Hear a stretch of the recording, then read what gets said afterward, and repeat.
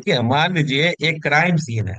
Crime scene पे किसी criminal murder करके भाग गया, तो वहां पर उसका बाल गिर गया, ठीक है, या फिर उसका ब्लड गिर गया हो, या उसका कुछ कच्छट के हाथ से कोई ये टुकड़ा, मतलब ऐसे कोई भी स्किन सेल या कुछ ऐसे आ गया हो, ठीक है, तो वहां से क्या कहता है, उस पार्ट को निकाल लिया जाता है।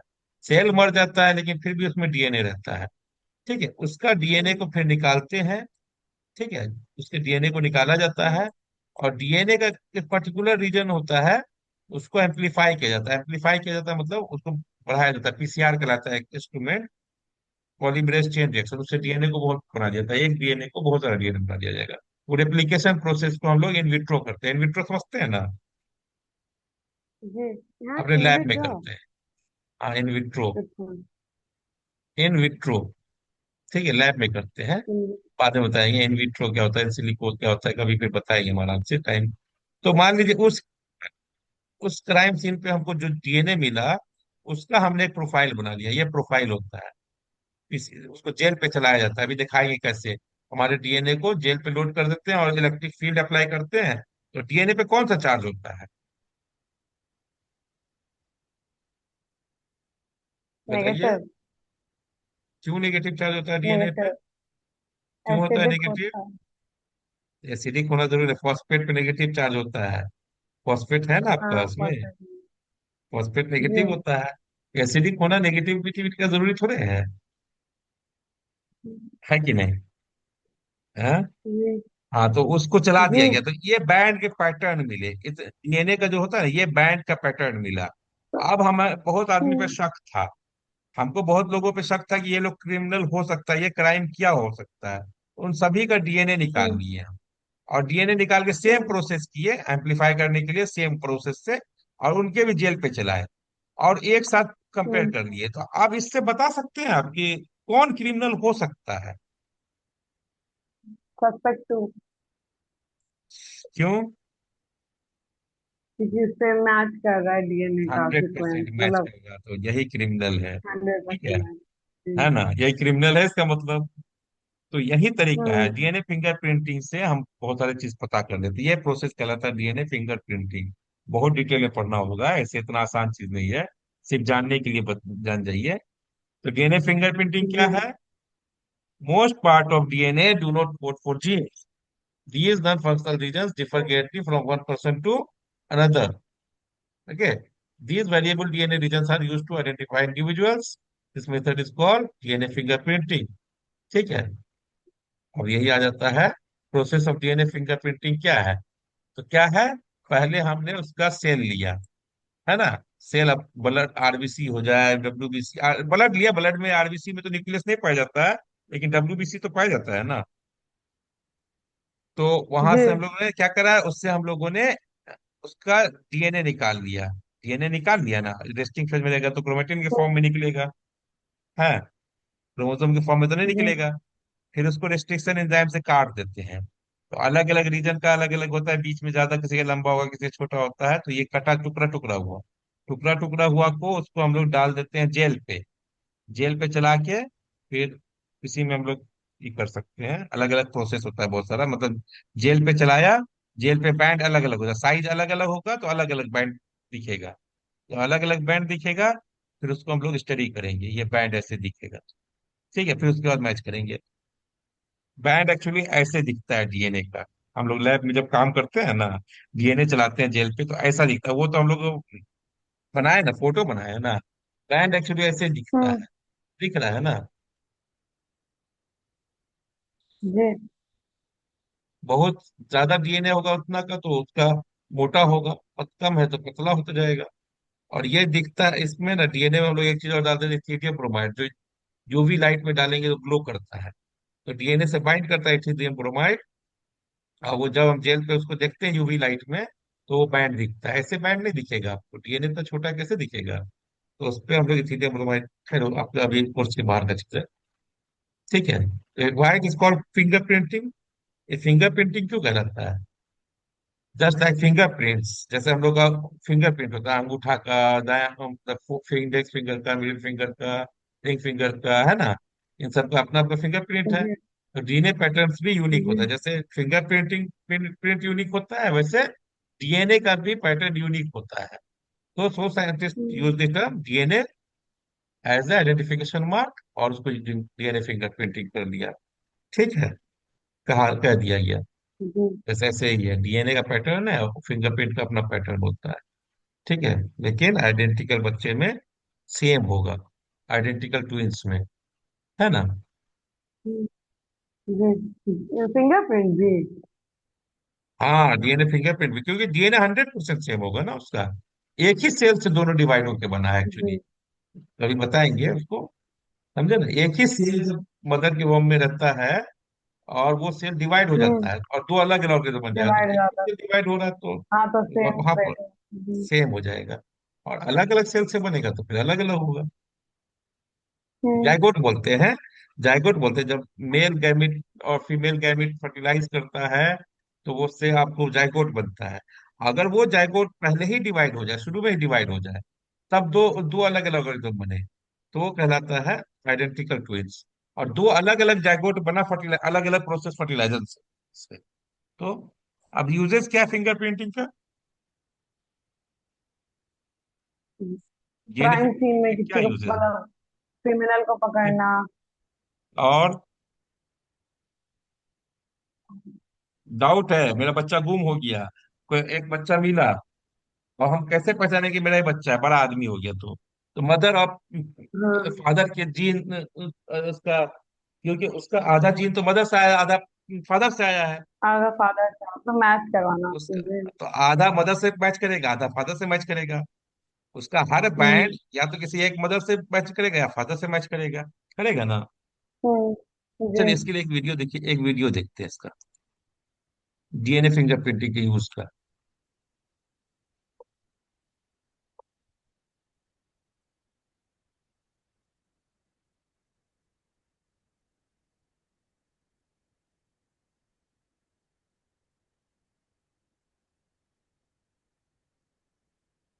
कौन डीएनए फिंगरप्रिंट को, प्रिंटिंग टेक्निक को किसने किया? हाँ, टेक्निक को किसने एलेक्स किया? जेफरी। अलग जेफरी, याद रखिएगा, डीएनए एलेक्स जेफरी। फिंगरप्रिंटिंग को, हाँ, है ना, इन्वेंट करने वाला आदमी। हमने इन्वेंट बोला है ना, डिस्कवर नहीं बोला। इन्वेंशन और जी। डिस्कवरी में फर्क समझते हैं? जी। क्या होता है?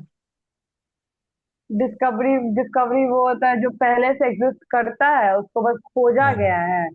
और हाँ, इन्वेंशन कोई नया चीज बनाना। तो हमने क्या बोला, इसको इन्वेंट किया है। क्यों इन्वेंट किया? क्योंकि एक प्रोसेस है ये। डीएनए तो है ही, लेकिन डीएनए को हाँ। काटना, डीएनए को एम्पलीफाई करना, डीएनए को जेल पे चलाना, ये एक टेक्निक है। इसलिए टेक्निक का इन्वेंशन होता है, डीएनए टेक्निक का डिस्कवरी नहीं होता है ना। कोई प्रोसेस का डिस्कवरी हो सकता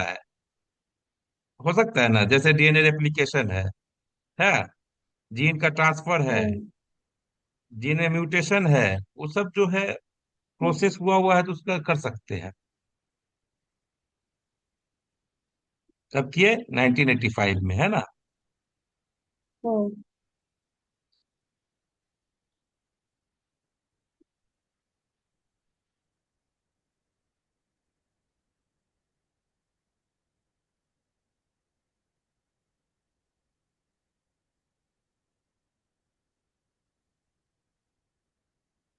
दो आदमी का दुनिया में 99.9% डीएनए सेम होता है, सिर्फ 0.1% डिफरेंस होता है, और ये 0.1% बहुत लार्ज है, छोटा नहीं है।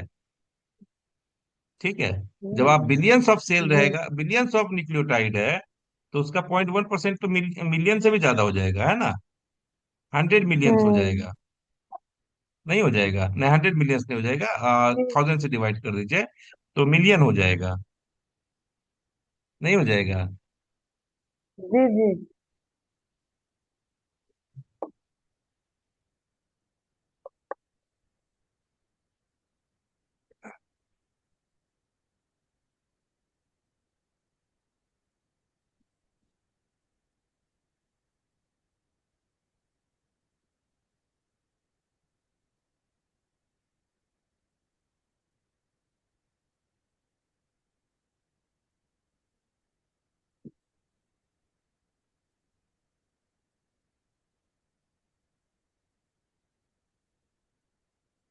दो जीन के बीच की जगह का बात बोला जा रहा है, ये है ना। दो लोसाई के बीच का जो नॉन हम्म, कोडिंग सीक्वेंस है, वहां पर कुछ पार्ट के रिपीटेशन होता है, किसी में दो का, एक ही चीज का दो बार रिपीटेशन हो जाएगा, तीन बार होगा, तो नॉन कोडिंग रीजन पे बोला जा रहा है। हम्म।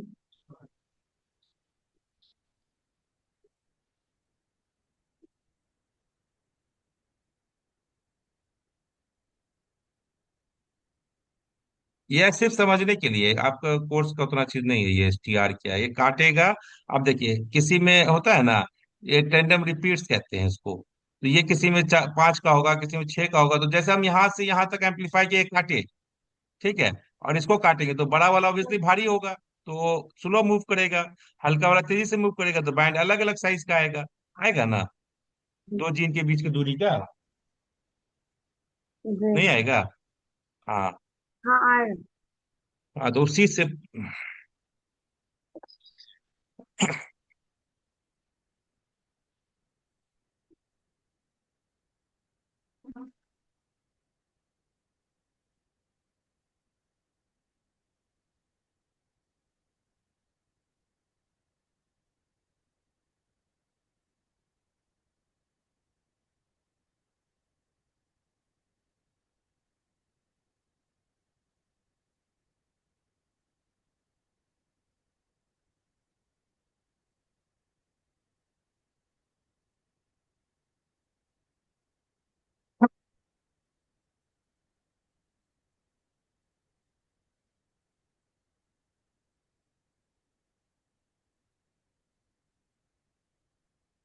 है ना,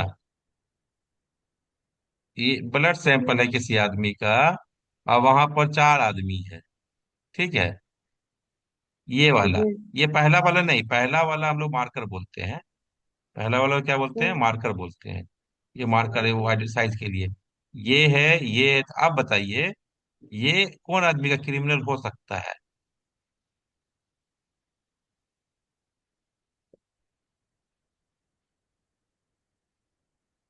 कौन आदमी है क्रिमिनल? कौन कौन आदमी आदमी से क्रिमिनल मैच हो कर रहा है, सकता कौन है? आदमी से मैच कर रहा है? हाँ, हम्म, ब्लड सैंपल, अच्छा। चलिए आगे हम्म। देखते हैं।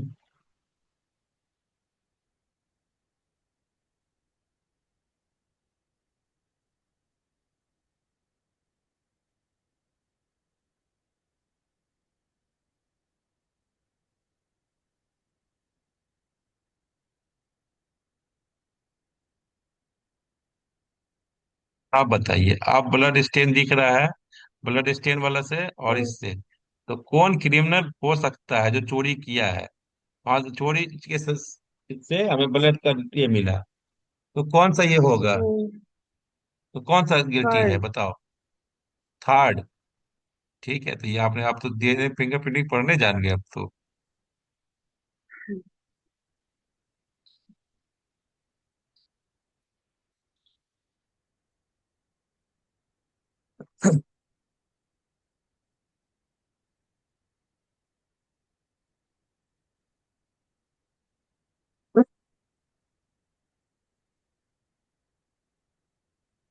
दूसरा देखिए।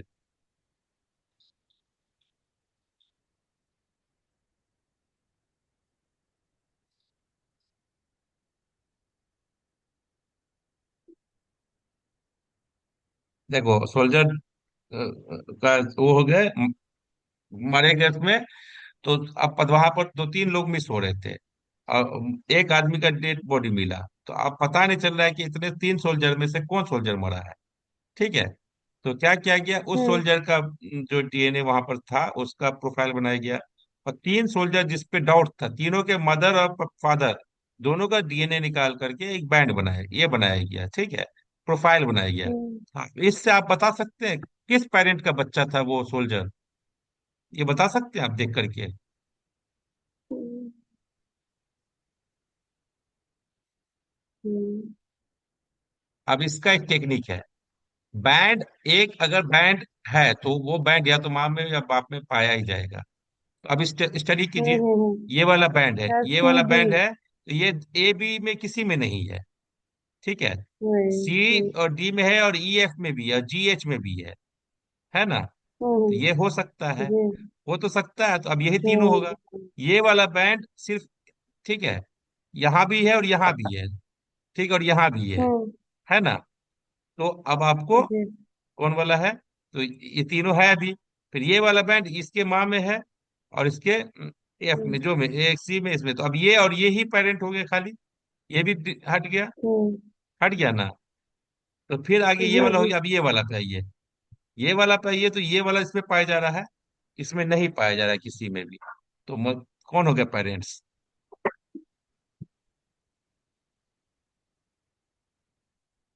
अब बाकी मैच कर लीजिए, बाकी सारे होगा बैंड किसी ने मदर में या फादर में। कौन सा होगा, 10 लगाइए आप। सीधी। C D, good.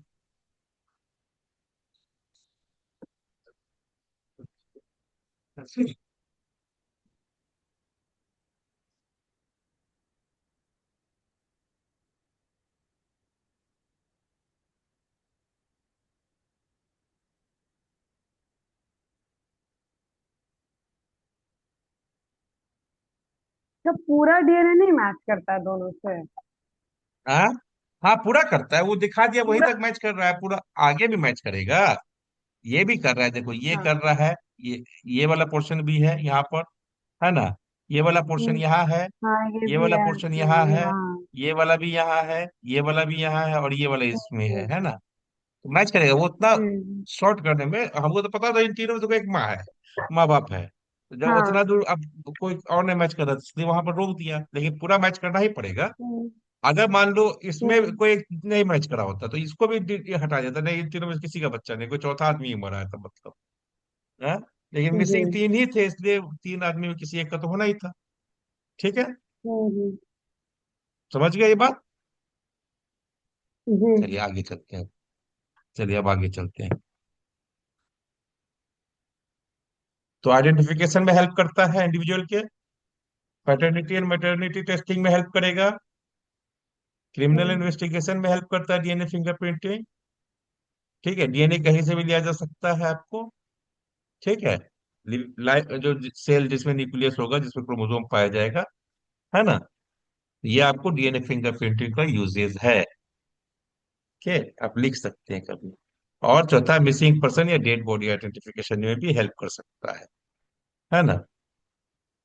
तो जी। Difference between genes and non coding DNA क्या होता है, ये तो आप जानते हैं, डी जीन्स क्या है, तो नॉन कोडिंग डीएनए भी क्या है, जान समझ गए ना ये तो अब। जी जी।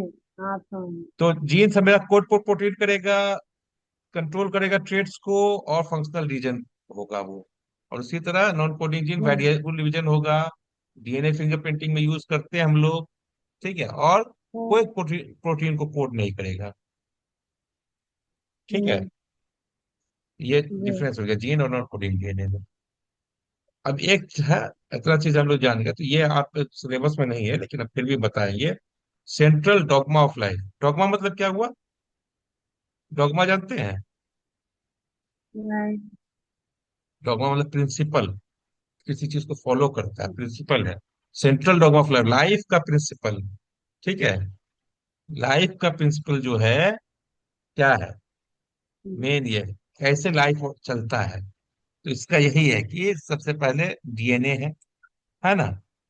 डीएनए, डीएनए से हम्म। डीएनए बनता है, डीएनए से डीएनए बनता है, उसको हम लोग बोलते हैं डीएनए रेप्लिकेशन। उस प्रोसेस को क्या बोलते हैं, रेप्लिकेशन। फिर डीएनए से क्या बनता है, आरएनए बनता है ना। आरएनए बनता है, ये हम अभी नहीं बताएंगे किसके कारण बनता है, तो उसको हम लोग बोलते हैं ट्रांसक्रिप्शन। आरएनए से डीएनए भी बनता है कभी कभी, ये वायरस वगैरह में होता है, उसको हम लोग बोलते हैं रिवर्स ट्रांसक्रिप्शन। जो वायरल ये होता है ना, रिवर्स वायरल। जी। ठीक है, तो तो रिवर्स ट्रांसक्रिप्शन बोलते हैं जब डीएनए को, ट्रांसक्रिप्शन का उल्टा प्रोसेस। तो डीएनए से आरएनए से डीएनए बनना रिवर्स ट्रांसक्रिप्शन, और डीएनए से आरएनए बनना ट्रांसक्रिप्शन। अब ये आरएनए आया है, इस पे आपको आ जाएगा क्या चीज, राइबोसोम प्रोटीन बनाएगा। तो ये प्रोटीन बनने, आरएनए से प्रोटीन बनने का प्रोसेस क्या कहलाएगा, ट्रांसलेशन। याद हाँ रखिएगा, सर। रेप्लिकेशन, ट्रांसक्रिप्शन, ट्रांसलेशन और रिवर्स ट्रांसक्रिप्शन, ये पूरा प्रोसेस है, आपको कहलाता है सेंट्रल डॉग्मा ऑफ लाइफ, है ना। हम्म। क्लियर है, हाँ? जी उधर मत देखिएगा, वो आरएनए रेप्लिकेशन वगैरह प्रोसेस नहीं है, चाहे वैसे ही है। ठीक है, हम फोटो में इतना दूर जैसा समझे, ये है आपका central dogma of life. Clear है? जी समझ गए इस जी। चीज को? आगे बढ़े। हम्म। जी अब है नीड फॉर न्यू सेल। अब हम लोग जब है ना, आ, ये खत्म हो गया अब आपका। अब हम लोग आ रहे हैं सेल डिवीजन पे। ठीक है, किस पे आएंगे? कर लीजिए। सेल डिवीजन पे। तो सेल डिवीजन पे नीड फॉर न्यू सेल जब हम शुरू किए थे चैप्टर, तो सबसे पहले इसी टॉपिक से किए थे। न्यू सेल क्यों जरूरी है ना? तुम्हारे ग्रोथ के लिए, जी। है ना, हमारे मेंटेनेंस के लिए, हमारे वुंड हीलिंग के लिए, है कि नहीं है? हम्म। यही जी। था ना? तो सेल डिवीजन जरूरी है हमारे, क्यों? ग्रोथ के लिए, रिप्लेसमेंट के लिए होता है ना, ओके। रिप्लेसमेंट बड़े होंगे, रिपेयर के लिए, जी। और रिप्रोडक्शन के लिए। रिप्रोडक्शन भी होता है। रिप्रोडक्शन तभी ना होगा, तो पहले वाला सेल थोड़े ही हो जाएगा, उसको रिप्रोडक्शन के लिए डिवाइड करना पड़ेगा, है ना? तो वहीं जी पर नया सेल बनेगा। तो ये चार जो है चीज है जिसके कारण हमें न्यू सेल्स की जरूरत पड़ती है। क्लियर जी। है? Growth, replacement, hmm. Repair, reproduction.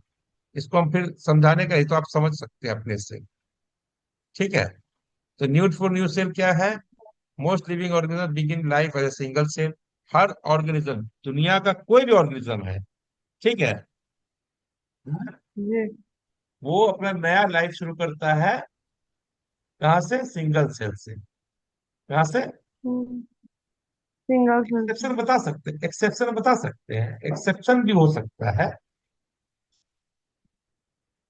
आपने कभी किसी पेड़ के टहनी को काट के नया पौधा बनाया है?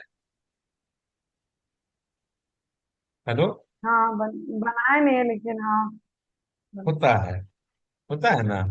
जी तो वहां तो आपको जी। सेल डिवीजन नहीं करे, काट के नया लगा दिए, तो वो बन गया, रूटिंग हो गया, रिजेनरेशन हो गया।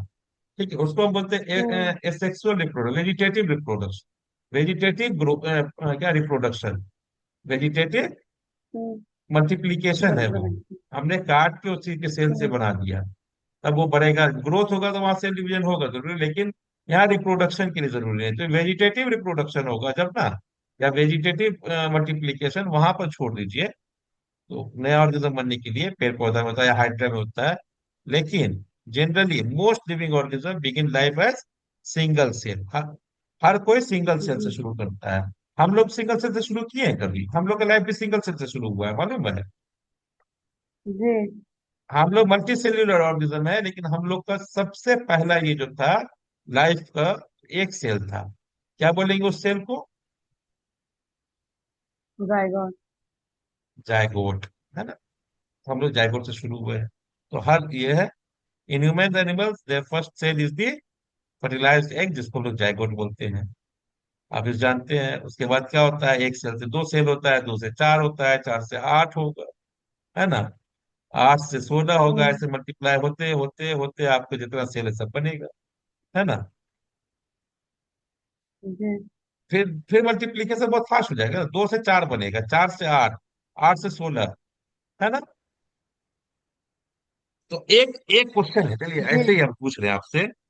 एक जो है ना, एक गिलास है, ये गिलास, ठीक है, हाँ, और इसमें जी। एक बैक्टीरिया रखा गया है, एक बैक्टीरिया है। बैक्टीरिया हर 2 मिनट में डबल हो रहा है, ये बैक्टीरिया हर 2 मिनट में हाँ दो। डबल हो रहा है। आधा सेल हम्म। भरने में आधा सेल भरने में मान लो 20 मिनट लगता है। आधा गिलास, आधा बर्तन को भरने में 20 मिनट लगता है। तो पूरा बर्तन को भरने में कितना टाइम लगेगा? कम से कम कितना टाइम लगेगा? अंदाज लगाओ, 40 मिनट। बताओ। है? 40 मिनट। क्यों लगेगा 40 मिनट? क्योंकि 2 मिनट में दो बना रहा है। हम्म। डबल कर लेंगे। मतलब दो क्या डबल कर डबल कर लेंगे। लेना चाहिए। लेकिन आपको हमने क्या पहले बोला, ये देखिए, तो ये क्या बोला इसको मैंने, हर 2 मिनट पे डबल हो रहा है। तो जब यहाँ पर सेल, इतना सेल बन गया आधा, तो अब यहाँ हर सेल डिवाइड होगा ना अगर, तो अगले ही 2 मिनट में नहीं भर जाएगा, 22 मिनट में? है, नहीं समझ में आया अभी भी? ओ हाँ हाँ, समझ गए समझ गए समझ गए। समझ गए ना, ये क्वेश्चन बहुत सब ट्रिकी है सब डबल कर लेगा। जी। है ना?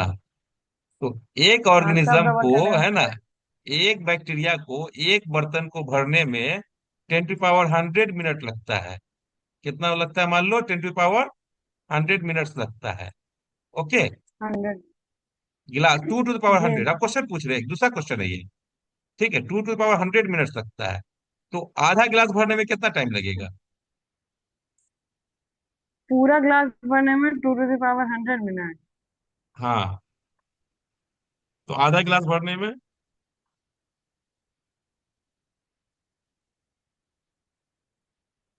ये क्वेश्चन पूछता था पहले ऑब्जेक्टिव में, समझे, ऐसे ही। लेकिन बड़ा इंटरेस्टिंग है कि नहीं है? जी। तो 2 टू द पावर 100 मिनट लगता है, तो इतना, तो आधा भरना है ना, तो आधा सेल कब रहेगा? 2 टू पावर 100 को 2 से डिवाइड कर देंगे मान लो। वो तो नहीं डिवाइड होगा? करना है। ये वही है, यहीं पर, जी। यहाँ पर वही क्वेश्चन है कि हर 2 मिनट पे डिवाइड कर रहा है मान लो। ठीक है, 2 टू द पावर 100 सेल्स है, हम्म। क्या है? 100 सेल्स है, two to to power power. Hundred cells से भर जा रहा है ये मिनट मत पूछो, मिनट है, सेल्स मान लो। ठीक है, मिनट वाला तो क्वेश्चन पूछ लिए हम लोग। ठीक है, two to hmm. Power 100 cells लग रहा है। तो आधा में कितना सेल्स लगेगा, बताओ? या 2 टू पावर 100 का आधा कितना होगा?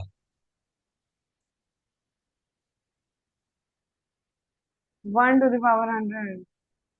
हाँ, कैसे होगा बेटा, आप बताइए। हाँ।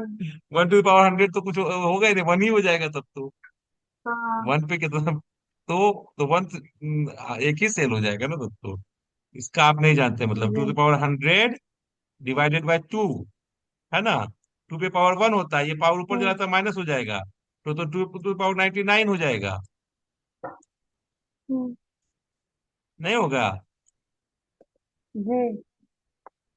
हाँ, नहीं समझ में आया अभी भी? जी। दो गुना दो गुना दो आ गुना गया नाइनटी था। नाइन टाइम्स कीजिए, एक और करिए तो 100 हो जाएगा। 2 टू पावर 100 का आधा 2 टू पावर 99 होता है, याद रखिएगा। इसमें कंफ्यूजन नहीं होना चाहिए। ठीक है, चलिए आगे चलते हैं। देन दे फॉर्म टिश्यूज, जब अब सेल बन गया हमारा जायगोट से, फिर इतने सारे सेल बने, सेल से टिश्यू बनेंगे, टिश्यू से ऑर्गन्स बनेगा, ऑर्गन से ऑर्गन सिस्टम बनेगा, फिर एक कंप्लीट ऑर्गेनिज्म बन जाएगा सेल, इसमें, है ना? क्लियर? जी। आगे चले। एग्जाम्पल है, जी। 4 day old human embryo contains many cells formed by repeated division. 4 दिन का जो एम्ब्रियो होता है उसमें सेल्स होते हैं खाली। ठीक है, तो सेल डिवीजन ग्रोथ के लिए बहुत जरूरी होता है ना? हम्म। जी। चलिए, ये चीज है। Need for sale for replacement, replacement के लिए जरूरी होता है सेल का, होता है ना? हम्म। हम्म। During normal life many body cells wear out and die continuously, हमारे इसमें बहुत सारे सेल्स वियर और टीयर में मरते हैं, लगातार मरते जाते हैं। तो उन सेल और ओल्ड सेल्स हटते जाते हैं नए सेल से, तो वहां पर सेल हम्म। डिवीजन जरूरी है। हमारे बॉडी में बोला जाता है 2 मिलियन रेड सेल्स हर सेकंड में मरता है, तो मतलब उतना रेड सेल्स हर सेकंड बनता भी होगा, है ना? हम्म। हेलो, तो कहाँ बनता है हमारे आरबीसी? जी। हमारे बॉडी में आरबीसी कहाँ बनता है? ब्लड में। बोन मैरो में। बोन मैरो होता है ना, हड्डी के बीच में जो ओ, जी जी एक जी। सॉफ्ट टिश्यूज होता है, उससे में बनता मैरो। है, बोन जी मैरो में जी। बनता है, बोन मैरो में, है ना? 10 मिनट में बंद हो जाएगा, खत्म ही हो जाएगा, खैर। हम्म। ठीक है, skin cells are continuously replace, हमारा जी। स्किन ऊपर का कंटिन्यूसली रिप्लेस होता है। ठीक है, हमारे जो हम्म। इंटेस्टाइन का लाइनिंग है, रेगुलरली जो है चेंज, जी। उसका ये होते रहता है, रिपेयर होते रहता है, क्योंकि हमारे बॉडी में एसिड रहता है, उसको रिप्लेस करता है। अगर वो नहीं होता है तो लोग बोलते हैं ना अल्सर हो गया पेट में, मतलब दिक्कत होने हम्म। लगता है, रिपेयर नहीं होता है तो हमारे सेल्स का लाइनिंग इंटेस्टाइन जो है वो रिप्लेस होता है रेगुलर, लाइनिंग जो अंदर का। प्लांट में पुराना पत्ता गिर के नया पत्ता होता है ना? जी। तो सेल रिपेयर होता है, ये जान गए। स्किन कटता है, इसमें सेल ग्रोथ, सेल डिवीजन का जरूरी है। बर्न होता है, हड्डी टूटता है, तो हड्डी जुड़ता है, बिना हड्डी जोड़ा जाता है ना?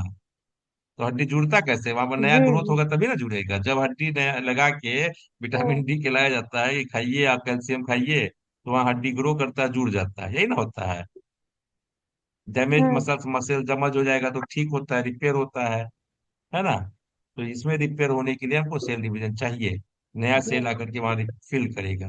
तो जब रिपेयर करना होता है तो सेल डिवीजन की जरूरत है। रिप्रोडक्शन के लिए जरूरी है अमीबा, जो एसेक्सुअल रिप्रोडक्शन करता है, वहां पर होता है कि एक सेल डिवाइड करके दो सेल बनाता है, दो सेल डिवाइड करके चार सेल बनाता है।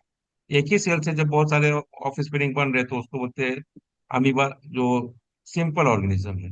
और मल्टी सेल्यूलर में स्पेशल रिप्रोडक्टिव सिस्टम होता है, और वहां पर पहले आधा से मियोसिस पढ़िएगा तब समझिएगा कि एक सेल का क्रोमोसोम बढ़ जाता है, आधा आधा हो जाता है, तो एक हैप्लॉइड सेल, दो हैप्लॉइड सेल बन जाते हैं। एक हैप्लॉइड सेल मदर का गैमिट कहलाता है, एक फादर का कहलाता है। मदर के गैमिट को हम लोग बोलते हैं ओवम और एग सेल, और फादर के गैमिट्स को बोलते हैं स्पर्म सेल्स। ठीक है, दोनों फर्टिलाइज करता है, जाइगोट बनाता है, फिर डिप्लॉयड हो जाता है। तो जब मिलेगा दोनों का डीएनए तो डबल हो जाएगा ना, तो उसके पहले हाफ होना रहता है, तो वहां पर डिवीजन का प्रोसेस है तो म्यूसिस हम्म कहलाता है। और ये बाइनरी फिशन है, इसमें तो एक ही सेल से बनना है, इसके एक ही सेल के क्रोमोसोम जितने हैं उतने क्रोमोसोम इसमें भी जाएगा, तो यहाँ पर एक बाइनरी फिशन का प्रोसेस जिसको हम लोग माइटोसिस भी बोलते हैं। तो माइटोसिस और म्यूसिस दो तरह का सेल डिवीजन होता है, जो आगे पढ़ेंगे हम लोग। ये को इक्वेशनल डिवीजन बोलते हैं, इक्वेशनल मतलब जितना मदर में उतना पैरेंट में आ गया, ऑफिस स्पेलिंग में आ गया। और एक को रिडक्शनल डिवीजन बोलते हैं, म्यूसिस को रिडक्शनल डिवीजन बोलते हैं। क्यों? क्योंकि जितना पैरेंट में है उसका आधा गैमिट में जाएगा, और वो दो गैमिट मिल करके फिर बच्चे में उतना फिर डबल चला जाएगा उसका, है ना, गैमिट का। जी दो गैमिट से आधा मदर से आधा पैरेंट से आएगा। ठीक है, ये समझ गया? तो नीड हो गया एक्सप्लेनेशन, ग्रोथ रिप्लेसमेंट जी रिपेयर ग्रोथ के लिए आपको ये सेल डिवीजन चाहिए होता है। क्लियर है ना? इसको जी आप रिमेम्बर कर लीजिएगा, ये हम लोग सब समझ गए। This cell division called mitosis. चलिए आप आगे पढ़ेंगे उसके बाद में। ओके, कितना कल कल करेंगे।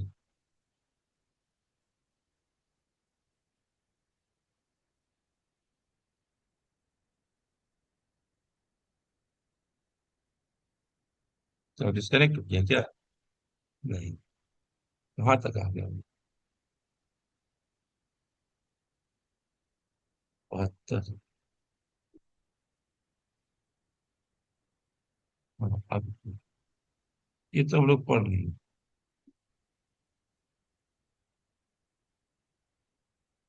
ये हो गया। ठीक है, रिप्लेसमेंट जान गए हम लोग, जी माइटोसिस और मियोसिस वाला प्रोसेस जानना था। ठीक है, cell division is called mitosis, यहाँ से पढ़ेंगे हम लोग सेल डिवीजन। अभी कितना, 5 मिनट है, चलो 5 मिनट तो हो जाएगा।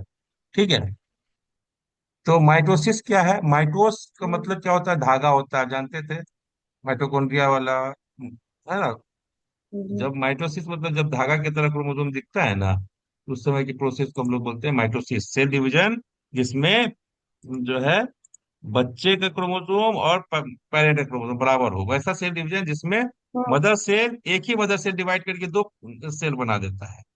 ठीक है, तो दोनों में बराबर बराबर क्रोमोसोम जाएगा, पेरेंट्स के बराबर ही। तो वैसा डिवीजन जिसमें, ऐसा डिवीजन जो होगा उसको बोलेंगे माइटोसिस। ठीक है, the division in which chromosome number remains constant is known as mitosis. ठीक है, it occurs in body cells. जी देखिए, हमारे बॉडी सेल्स को हम लोग बोलते हैं सोमैटिक सेल्स। क्या बोलते हैं? Somatic cells. सोमा मतलब होता है बॉडी, होता है ना, सोमा क्रोमोसोमा बोले थे, सोमा मतलब बॉडी, धागा की तरह बॉडी। सोमैटिक सेल्स मतलब बॉडी का सेल्स। और एक होता है गैमेटिक सेल्स। ठीक है, गैमेटिक सेल्स होता है जो गैमिट्स में होते हैं, जो रिप्रोडक्शन में काम आते हैं, स्पर्म ओवम, ये सब जो है गैमेटिक सेल्स कहलाते हैं। तो वो रिप्रोडक्टिव सेल्स होते हैं। और बॉडी सेल्स हो गए सोमैटिक सेल्स। ठीक है, तो हमारे बॉडी में सोमैटिक सेल्स होते हैं, हमारा ग्रो होना है। हमारा उंगली पहले छोटा था फिर बड़ा था, लेकिन छोटा उंगली का भी वही सेल है जो बड़ा उंगली का सेल है, मतलब क्रोमोसोम तो सेम रहेगा ना। हमारा एक जाइगोट को डिवाइड कर हम्म करके पूरा बॉडी बना, तो पूरे बॉडी का क्रोमोसोम तो एक ही जैसा है। तो वहां पर ऐसा डिवीजन जिसमें क्रोमोसोम का नंबर सेम रहे हर जनरेशन में, तो वो कहलाता है माइटोसिस। और अगर क्रोमोसोम का नंबर आधा हो जाए, पेरेंट्स के सेल से आधा हो जाए, तो वो कहलाता है मियोसिस। क्लियर है? तो ये कहाँ कहाँ होता है माइटोसिस? जी। तो सोमैटिक सेल्स में, जहां हमारा रिप्रोडक्टिव पार्ट का नहीं होगा, जैसे स्किन है, हेयर है, लीवर है, मसल्स है, बोन है। ठीक है। एक्सेप्शन कहाँ है? Mitosis does not occur in cell that produce reproductive cells. oocytes वैसा सेल्स होता है जो ओवरीज बनाता है फीमेल में, और स्पर्मेटोसाइट्स होता है जो टेस्टिस में पाया जाता है, वो बनाता है मेल में, स्पर्म बनाता है ना। यहाँ पर म्यूसिस का प्रोसेस होता है, हम्म। क्यों? क्योंकि वहां क्रोमोसोम आधा हो जाता है। क्लियर है? तो why meiosis is important? Important needed जी। फॉर ग्रोथ, ग्रोथ के लिए हमें म्यूसिस चाहिए। ठीक है। रिप्लेसमेंट के लिए म्यूसिस चाहिए। रिपेयर के लिए म्यूसिस चाहिए। ठीक है। हम्म। तो ये सब प्रोसेस के लिए रिप्रोडक्शन छोड़ के बाकी सब चीज माइट डाल दिया हमने, जी। है ना। जैसे हमारे बॉडी सेल्स में 46 है, तो पेरेंट हम्म। सेल्स में 46 होगा, डॉटर सेल दो बनाएगा, सब में 46 क्रोमोसोम्स है ना। ये है, म्यूसिस और हम्म। माइटोसिस में डिफरेंस है। क्या होता है? ये देखिए, ये पेरेंट का सेल है, इसमें ऐसे डीएनए पाया जाता है। जब डीएनए का आपको सेल डिवीजन होना है, तो सेल डिवीजन से पहले क्या होगा? क्रोमोसोम बनेगा। क्रोमोसोम बनने से पहले सेल का, इसका क्रोमोसोम का डुप्लीकेशन हो जाएगा क्रोमेटिन का। देख रहे हो, एक क्रोमोसोम दिख रहा था, अभी हम्म। डुप्लीकेटेड क्रोमोसोम हो गया ना। हम्म। फिर ये इसलिए बोला जाता है हम्म। रिप्रोडक्ट ये बनता है सिर्फ सेल डिवीजन के समय में।